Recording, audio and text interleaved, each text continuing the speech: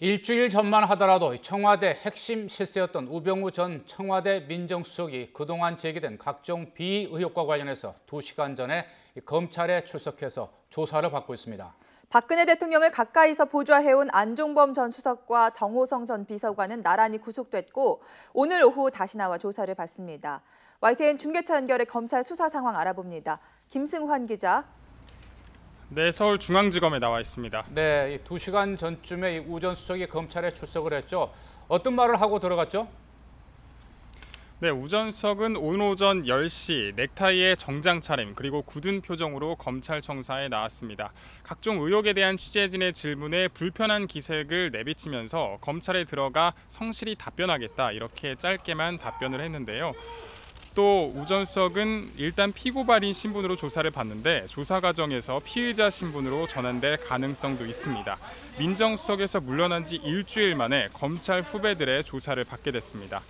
우 전 수석은 가족회사 정강의 회삿돈과 고급 외제 승용차를 개인적으로 사용했다는 의혹을 받고 있습니다.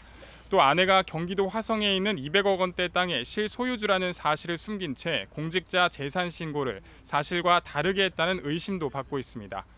넥슨과 처가의 강남역 인근 땅 특혜성 거래에 개입한 의혹은 사실상 무혐의로 결론이 나서 조사 대상에서 제외될 것으로 보입니다.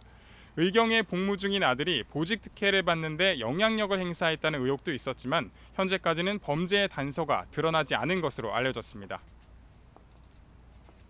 네, 최순실 게이트 수사 상황도 알아보죠.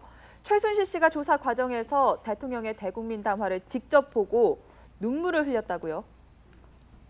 네, 최순실 씨는 지난 4일 검찰 조사 과정에서 인터넷을 통해서 대통령 대국민 담화를 지켜본 뒤 눈물을 흘린 것으로 알려졌습니다. 검찰은 오늘 오전 10시부터 최 씨를 다시 불러서 관련 의혹들에 대한 조사를 이어가고 있습니다. 검찰은 최 씨를 상대로 대통령 문건 유출 의혹 등 국정농단 사태에 대해서 집중적으로 추궁하고 있습니다. 최 씨가 대통령 담화를 지켜본 사실이 알려지면서 앞으로 수사 과정에서 어떤 태도를 보일지도 주목됩니다. 앞서 박 대통령은 지난 4일 대국민 담화를 통해 최순실 씨를 지칭하며 특정 개인이 이권을 챙기고 여러 위법 행위까지 저질렀다고 하니 참담한 심정이라고 밝히기도 했습니다. 네, 그리고 오늘 새벽이었죠. 안종범 전 청와대 정책조정수석과 정호성 전 비서관이 구속이 됐는데 휴일인 오늘도 오후에 검찰에 나와서 조사를 받는다고요? 네, 오늘 새벽 안 전 수석과 정 전 비서관이 구속되면서 박 대통령의 측근 3명이 모두 구속 상태에서 검찰의 조사를 받게 됐습니다. 검찰은 오늘 오후 2시부터 두 사람을 다시 불러서 관련 의혹 등에 대한 조사를 이어갈 계획입니다. 안 전 수석은 최순실 씨와 함께 기업들로부터 미르와 K스포츠재단 기금 774억 원을 뜯어내는 등 직권 남용 혐의를 받고 있습니다. 안 전 수석은 어제 구속 전 신문 과정에서 대통령을 잘못 보필한 책임을 지겠다고 진술하기도 했는데요.